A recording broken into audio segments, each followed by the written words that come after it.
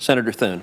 Thank you, Mr. Chairman. Mr. Elwell, as you know, the FAA Reauthorization Act of 2018 contained several bipartisan provisions aimed at improving and modernizing FAA's aircraft certification process, to include the establishment of an Organization Designation Authorization Office within FAA's Office of Aviation Safety, designed to improve operational safety by strengthening oversight of ODA holders delegated to perform certain functions on behalf of FAA. Could you provide a timeline on when you expect this office to be fully established?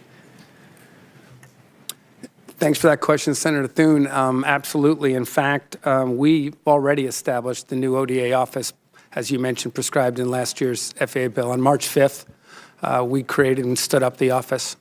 And as a follow-up, the FAA bill also established an expert review panel to survey ODA holders and evaluate the effectiveness of the ODA process. Do you have an update on when you expect this review panel to be established?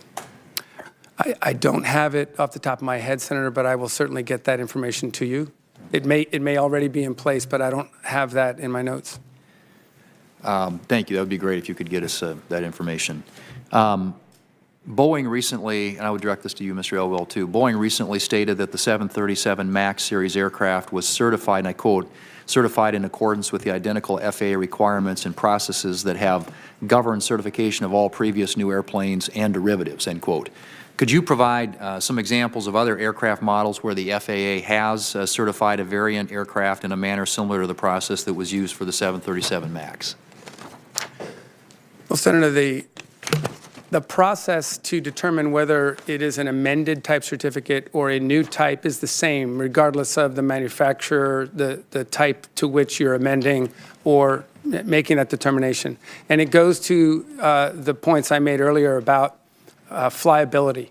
So first and foremost, that the criteria is examined as to whether there's a fundamental difference in the thrust, weight, flight characteristics of the applicant for an amended type.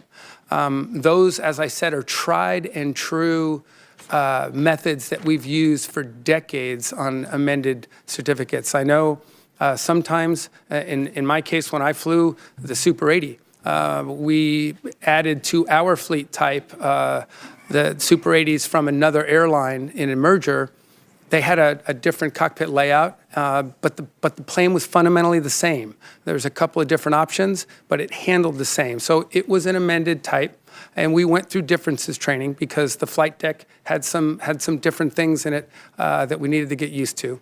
But that's the fundamental things that the fundamental things that we look at. That you look at. So, as a follow-up, was there anything specific about the design of the 737 MAX that differentiates the model certification process from some of those examples that you just mentioned?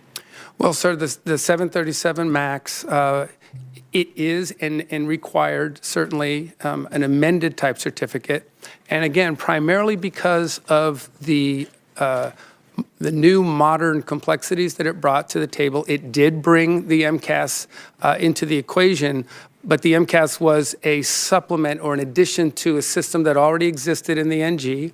The engine position on the wing was different, and it's what required, actually. It's what necessitated the addition of MCAS. And there were some differences in the screens, what was on the screens, but fundamentally, the aircraft layout, the handling, and the performance of the aircraft was the same, and thus the decision to make it an amended type certificate. Okay.